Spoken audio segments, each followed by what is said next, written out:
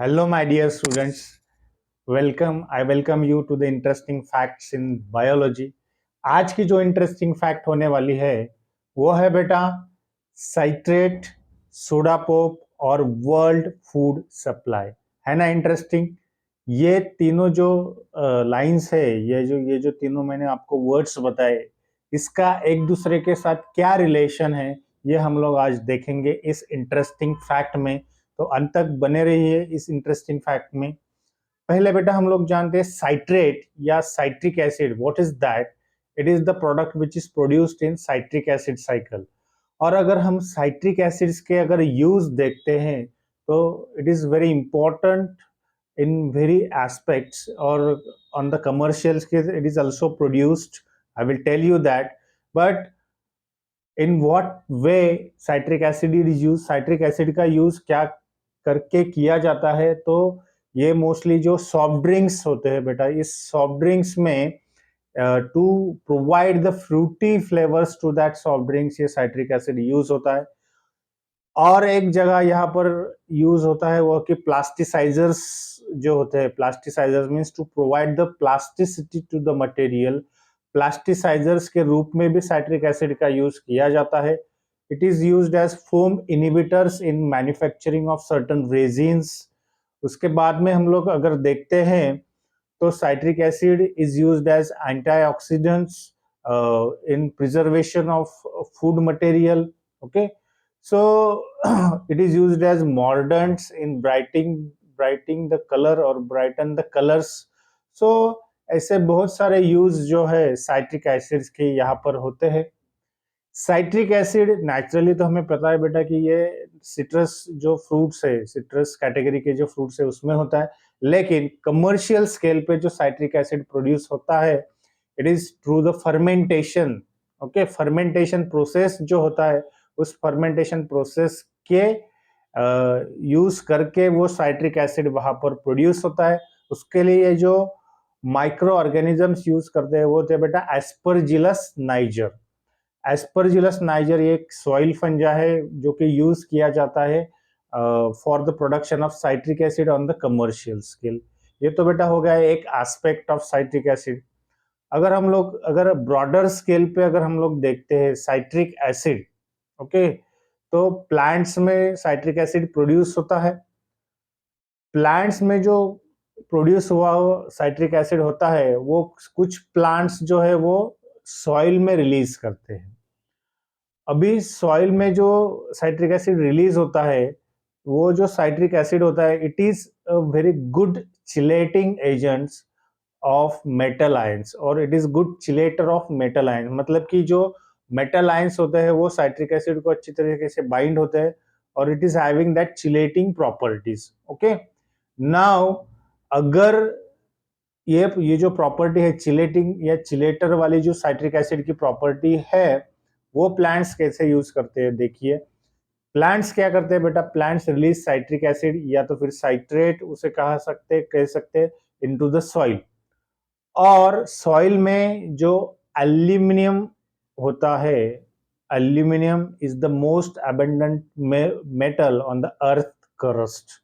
Aluminium जो होता है वो एल्यूमिनियम आयन Al+3 के फॉर्म में जो आयन प्रेजेंट होता है वो सॉइल में प्रेजेंट होता है। Along with that AlOH thrice जो है एक कंपाउंड, मैक्सिमम जो एल्यूमिनियम है ये कंपाउंड के फॉर्म में प्रोड्यूस होता है। लेकिन अगर Al+3 आयन होता है वो कब, वो तो जनरली वो इनसोल्यूबल होता है, लेकिन अगर सॉइल का pH बिलो 5 आ जाए तो ये जो एल्यूमिनियम आयन है वो सोल्यूबल बन जाता है और जो एल्यूमिनियम आयन है वो प्लांट्स एब्सॉर्ब करने लगते हैं।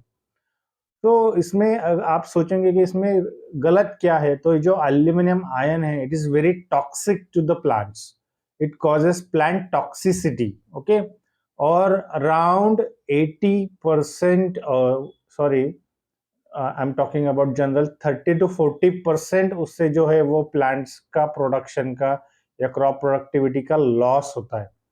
तो इसका अगर एग्जांपल देखें तो मेज का जो प्रोडक्शन होता है वो मेज का production it has decreased bye 80% because of this Al+3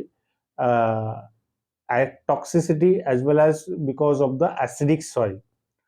तो इसका जो सॉल्यूशन है, ये तो फर्स्ट सॉल्यूशन अगर इसका है तो टू इंक्रीज द बेसिसिटी, मतलब एसिडिटी अगर हम लोग सॉइल की कम कर सकते हैं, एसिडिटी कम करने के लिए हमें चाहिए लाइम. ओके, अगर हम लाइम का यूज करके एसिडिटी कम कर सकते हैं तो फिर जो Al+3 आयन है वो सोल्यूबल ही नहीं होगा सॉइल में और वो प्लांट एब्सॉर्ब नहीं करेगी. लेकिन it is not economically as well as environmentally sound. दूसरा एक ऑप्शन है वो है बेटा नेचुरल Al+3 रेजिस्टेंस प्लांट जो होते हैं उनको ग्रो करना, उनको कल्टीवेट करना. तो ये तो सब प्लांट्स में नहीं होता, कुछ प्लांट्स होंगे, लेकिन इसका जो प्रॉपर्टी है वो तीसरा सॉल्यूशन में हम लोग यूज कर सकते हैं. तो उसमें क्या कर सकते हैं, हम लोग जीन आइसोलेट कर सकते हैं. बैक्टीरियल साइट्रेट सिंथेज एक जीन होता है जो कि साइट्रिक एसिड सिंथेसाइज करता है. वो जो जीन है वो हम लोग बैक्टीरिया से आइसोलेट करके उसको एज ए ट्रांसजीन हम लोग प्लांट के जीनोम में इंसर्ट करके we can produce the Al+3 resistant plants. इसमें क्या होगा बेटा, अगर हम लोग through genetic engineering if we are able to transfer that gene from that bacteria to that plant genome so that that plant can produce is having Al+3 resistance, then they can grow in a soil where there is a 10 times more percentage of Al+3 ion very efficiently. Okay, and because of this, what will happen, is the production of the crop plants will going to get increased. यहाँ पर हम लोग papaya का example उन्होंने दिया है, ये जो बुक है लेनिंजर उसमें से मैंने ये स्टोरी लिया है. पपाया का जो एग्जाम्पल है उसमें क्या बताते हैं कि जो 3 मिलियन हेक्टर्स जो लैंड होता है उस पर जो बैरन लैंड हो चुका है because of aluminium ion toxicity, वहां पर Al+3 resistant papaya plant grow करके उन्होंने मैक्सिमम प्रोडक्शन यहाँ पर लिया हुआ है.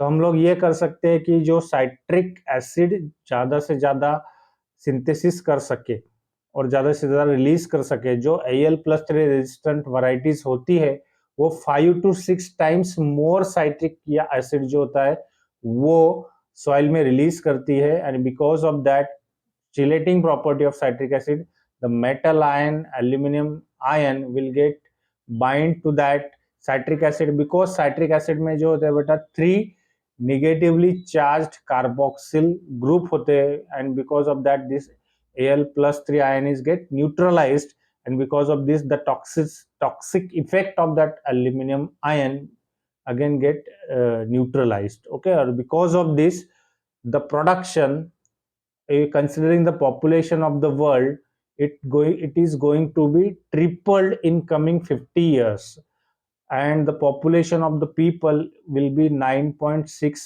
billion. Okay, and to feed such enormous, such tremendous population, we need the triple the food amount that we required now.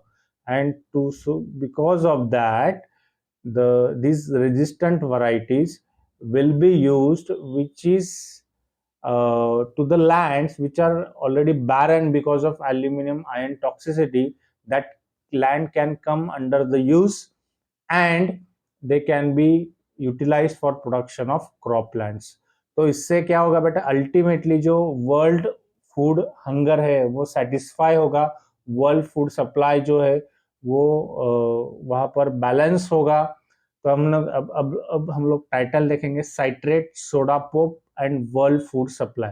Citric acid जो होता है बेटा वो जनरली सोडा या सॉफ्ट ड्रिंक में यूज करते हैं, लेकिन citric acid by virtue of its ion chelating or metal chelating properties, it can satisfy the world food supply needs. है ना बेटा इंटरेस्टिंग फैक्ट्स. आगे अगेन हम लोग इसी तरह से बहुत सारे इंटरेस्टिंग फैक्ट डिस्कस करेंगे. तब तक के लिए थैंक यू.